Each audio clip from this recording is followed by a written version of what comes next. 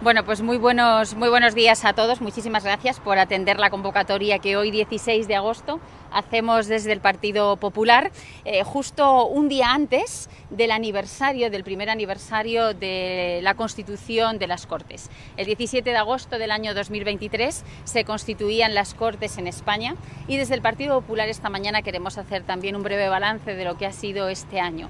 Este año, desde el punto de vista político, en las Cortes Generales, se ha basado en algo esencial, y es que el poder ejecutivo, el sanchismo, ha intentado controlar el resto de poderes del Estado, ha intentado invadir el resto de poderes del Estado, descalificando, señalando al Poder Judicial en multitud de ocasiones. Las últimas las hemos tenido esta semana por parte del ministro de Justicia y del ministro de Transportes, del ministro Puente, y también ha intentado un control partidario y partidista del Congreso de los Diputados, además de despreciar permanentemente a la Cámara Alta, al Senado. Al final, el Congreso, la política española, las Cortes Generales se han convertido en el terreno de juego, en un pacto entre trileros, que son los socios que configuran el apoyo al Gobierno de España. Lo estamos viendo también estos días. Los socios, entre ellos, están intentando engañarse y están intentando culparse. El último caso, el más claro, es el que hace referencia a la fuga de Puigdemont. Vemos como desde el Ministerio del Interior culpan a los Mossos y a la Generalitat, desde la Generalitat responsabilizan al Ministerio del Interior, y al final los responsables de la fuga de Puigdemont son todos, tanto el Gobierno de España como la Generalitat, porque todos, independentistas y socialistas, se han beneficiado de la fuga de Puigdemont. Al final se resume en algo que compartía con ustedes hace unos días, y es impunidad por sillones, y el pacto entre trileros, que es el pacto de gobierno, se resume en impunidad por sillones. En este año, nosotros en las Cortes Generales hemos hecho multitud de propuestas. Hemos sido oposición firme al Gobierno de Sánchez, pero también hemos sido leales con los españoles haciendo propuestas. Han sido 14 los textos legislativos, las leyes que hemos traído al Congreso y al Senado, y que todas ellas están ahora mismo paralizadas en la mesa del Congreso de los Diputados por orden de Sánchez. Leyes que hacen referencia a la ocupación, al sacar a los ocupas de las viviendas en 24 horas. Leyes como la proposición que hace referencia al ELA y aumentar las ayudas para los enfermos y familiares de ELA. Leyes, en definitiva, y propuestas, en definitiva, que mejoran realmente la vida de los españoles y no solo de los independentistas, que ha sido la propuesta legislativa del Gobierno de España en este año, aprobando tan solo la ley de amnistía, la ley que beneficiaba a los independentistas y la ley que beneficiaba exclusivamente a Sánchez, la ley de la impunidad por los sillones. Esta mañana también quería trasladarles que esa propuesta, esa alternativa al Gobierno que nosotros llevamos en las Cortes Generales, hace también referencia a cuestiones tan importantes como la viruela del mono, como las cuestiones referentes a la salud, que están afectando ya a partes importantes del mundo y que ha llegado también a la Unión Europea. Quería comunicarles que el pasado 30 de julio se registró ante la Comisión Mixta de Seguridad Nacional una proposición no de ley en la que desde el Partido Popular le pedimos al Gobierno de España la creación de una reserva de vacunas que dé respuesta a la realidad de salud que hay en nuestro país. Una reserva de vacunas contra la viruela que dé respuesta a esa situación de salud que estamos viviendo. Miren, yo creo que en esta situación hemos aprendido de la experiencia epidemiológica y de salud que vivimos hace tan solo unos años, y que tenemos que afrontarla desde esa experiencia desde mi punto de vista, con tranquilidad. En segundo lugar, con transparencia, explicándole la verdad a los españoles, y en tercer lugar también con anticipación. Antes de que se produzcan situaciones complejas, la responsabilidad del Gobierno, la responsabilidad de todos, es anticiparnos a lo que pueda llegar.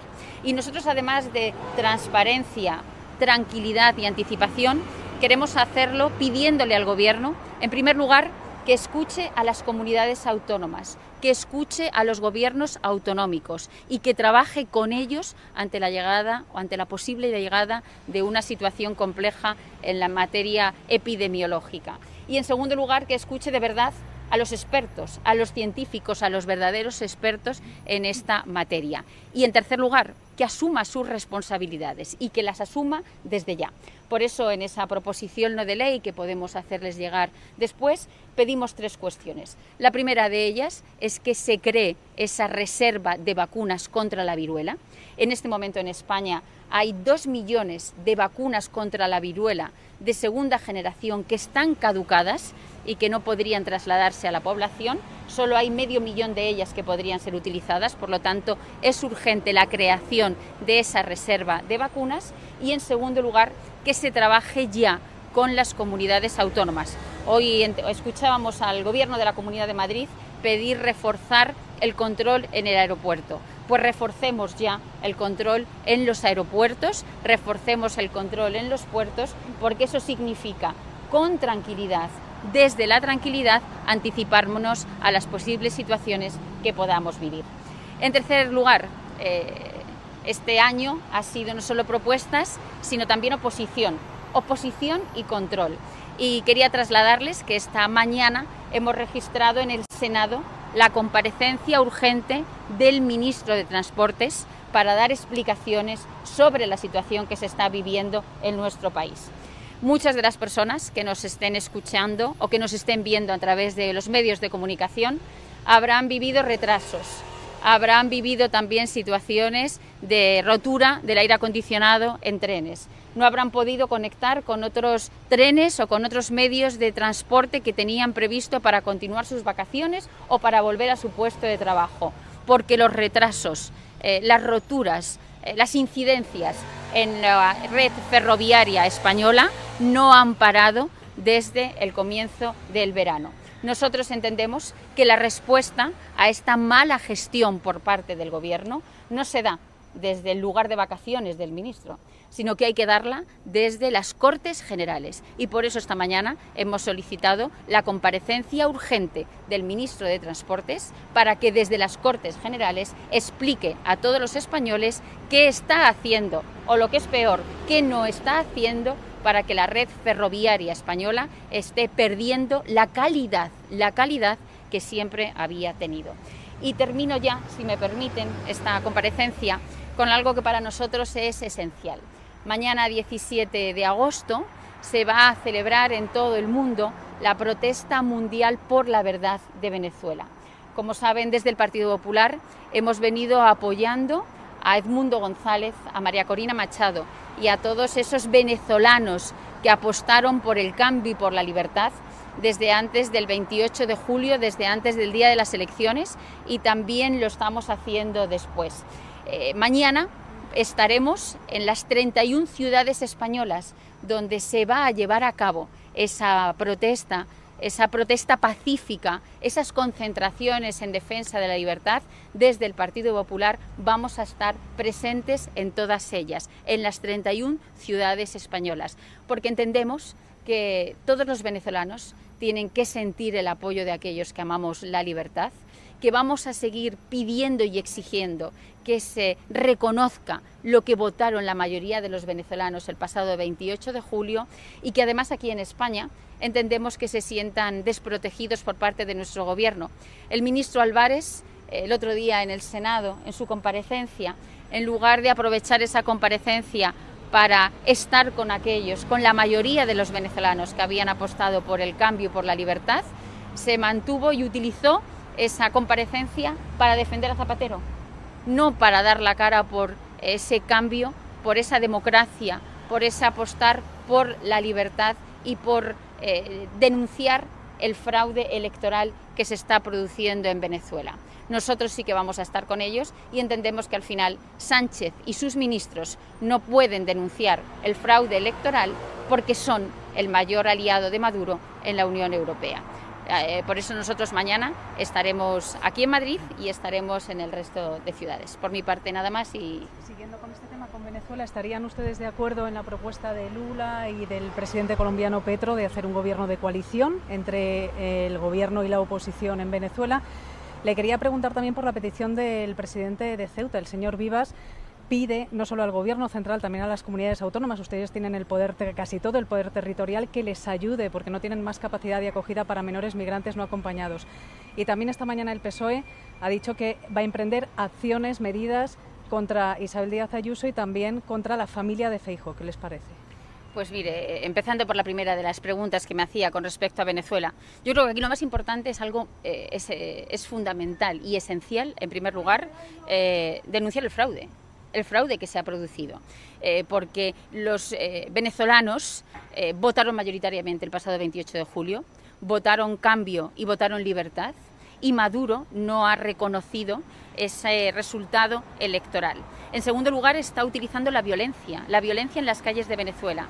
Son muchos ya los jóvenes venezolanos que han desaparecido, que han sido arrestados, que están sufriendo violencia y por lo tanto es difícil dialogar con aquellos que han hecho de la violencia una herramienta al servicio de mantenerse en el poder y no respetando el resultado de las urnas. Yo creo que aquí a quien hay que escuchar y con quien hay que hablar es con quien ha ganado las elecciones, que es Edmundo González, que es María Corina Machado, que es esos millones y millones de venezolanos que apostaron por el cambio y por la libertad, y es con quien nosotros vamos a seguir, a quien nosotros vamos a escuchar, y son ellos los que deben marcar cuál es el futuro de Venezuela, porque así lo han querido desde mi punto de vista y de nuestro punto de vista los venezolanos. En segundo lugar, con respecto a Ceuta, esta situación sabíamos que se podía llegar a dar. Los que desde luego no han sido previsores y no han querido verlo ha sido el Gobierno de España. El Gobierno de España no tiene política migratoria y lo venimos denunciando desde hace meses. Sánchez llegó al Palacio de la Moncloa convocando una conferencia de presidentes para hablar de migraciones y 5 años después no ha vuelto a reunir nunca a los presidentes de las comunidades autónomas para hablar de la situación migratoria en España. Nosotros hemos pedido que se declare la situación de emergencia nacional en materia migratoria y el Gobierno no lo ha hecho. La migración, las políticas migratorias no se basan en repartir a los menas por las comunidades autónomas, sino que tenemos que hablar fundamentalmente de política exterior en materia migratoria, que Sánchez no está cumpliendo con esa responsabilidad. Tenemos que hablar de control de fronteras, que Sánchez ha incumplido también su responsabilidad en materia de gestión de fronteras. Y en tercer lugar, tenemos que hacer una política seria y humanitaria, porque lo que está haciendo el gobierno de Sánchez, el gobierno socialista, es también utilizar a esos menores como si fuesen paquetes intentando repartirlos por las comunidades autónomas. Hay que dar respuesta a los menas, pero hay que dar una respuesta migratoria seria, tanto en Canarias como en Ceuta. Y ahí es donde el Partido Popular va a estar. Nuestro posicionamiento es el mismo: política migratoria real, tanto para menores no acompañados como para el resto de inmigrantes, basado en política exterior, en control de fronteras y también en ir a la Unión Europea, no solo a defender el catalán como lengua para que se hable en la Unión Europea, sino para que... ¡Ay, Dios! No le ha pasado nada, ¿verdad? ¡Ay, pobre! Le ha dado un golpe. Bueno, ya está. No ha sido nada, ha sido un susto, no ha sido nada. Bueno, pues como les decía, no solo ir a la Unión Europea a defender el catalán, sino ir a la Unión Europea a pedir también que se reconozca a España como frontera con África, también en lo referente a la política migratoria. ¿Una solución rápida como pide el señor Vivas? ¿Ustedes harían algo? Es que nosotros estamos poniendo encima de la mesa soluciones rápidas desde el primer momento, y es rápido que el Consejo de Ministros declare la emergencia migratoria, es rápido que el Consejo de Ministros asuma su responsabilidad, y las comunidades autónomas del PP no se han negado en ningún caso a acoger menores. Nosotros votamos a favor en la última conferencia sectorial de acoger a los menores no acompañados, que fueron algo más de 300 los que se repartieron entre todas las comunidades autónomas. Pero es que esto no va de reparto de menores, vuelvo a repetir, decirlo, esto va de asumir responsabilidades, porque la política migratoria es algo más que atender a los menores no acompañados que llegan a nuestro territorio, porque hay que garantizar servicios públicos, servicios sociales, sanidad, educación. No es una cuestión de dar un titular, es una cuestión de dar una respuesta seria, y la política migratoria en España necesita de una respuesta seria. Pues mire, al final el señor Sánchez está acorralado, aun estando en el Palacio de la Mareta. Está acorralado por la corrupción, y cuando alguien está acorralado por la corrupción como el señor Sánchez, pues inventa falsas tapaderas como la que hoy estamos viendo para intentar ocultar sus negocios y los negocios de su familia. Nosotros tenemos previsto, y se ha incorporado ya, al señor Sánchez en la lista de comparecientes en la comisión de investigación en el Senado. Y lo que aquí faltan fundamentalmente son explicaciones y respuestas a la situación de corrupción que está sufriendo y que está acosando al presidente del Gobierno, porque al final faltan respuestas de qué hizo él en el Palacio de la Moncloa en sus reuniones con empresarios, a qué acuerdos llegó su mujer con esos empresarios, qué ha hecho su hermano, dónde paga sus impuestos su hermano, cómo llegó a ese despacho en la Diputación de Badajoz, qué ha pasado con Delsi y sus maletas, qué había dentro de las maletas, qué ha ocurrido con el caso Koldo, qué había en los ordenadores del caso Koldo. Yo entiendo que ante tanta corrupción que rodea al señor Sánchez, pues que intente inventar falsas tapaderas que quedarán en nada, pero que lo que sí que está claro, que lo que no va a quedar en nada va a ser las explicaciones que Sánchez finalmente tendrá que dar ante las Cortes Generales y ante todos los españoles. ¿Se plantean llamar a Begoña Gómez en la comisión del Senado? Nosotros hasta ahora lo que hemos hecho ha sido incorporar el nombre de Sánchez a la lista de comparecientes. El nombre de la señora Gómez no aparece todavía en esa lista de comparecientes, y realmente a quien le estamos pidiendo explicaciones es a Sánchez. Sánchez ha tenido la oportunidad de responder ya en el Congreso de los Diputados en varias ocasiones. Ha tenido la oportunidad de, en lugar de escribir cartas a los españoles, de darles respuestas de qué hablaba con Barrabés en esas reuniones, de qué se trató en el Palacio de la Moncloa en la medida en la que supimos que él estaba presente. Y tuvo la oportunidad también de contestar ante el juez una vez que el juez fue a pedirle declaración. Nunca ha respondido, y yo creo que los españoles, en lugar de falsas tapaderas, lo que necesitamos son respuestas. Ahora mismo él está en el Palacio de la Mareta, disfrutando del Palacio de la Mareta durante estos días de vacaciones, y por lo tanto tiene 15 días por delante para pensar cuáles son las explicaciones que va a darle a los españoles y qué respuesta va a dar a los españoles ante esas acusaciones de corrupción que son tan palpables. Esa comparecencia será en septiembre, ¿lo van a llamar en septiembre? En la lista está, y todavía no tenemos fechada cuándo se da la comparecencia. ¿Temen ustedes acciones legales del Partido Socialista por esa investigación que le están pidiendo? Ninguna. Mire, al final, aquí el único que teme a la justicia es el que no responde ante ella, y el único que no ha respondido ante la justicia ha sido Sánchez y su mujer.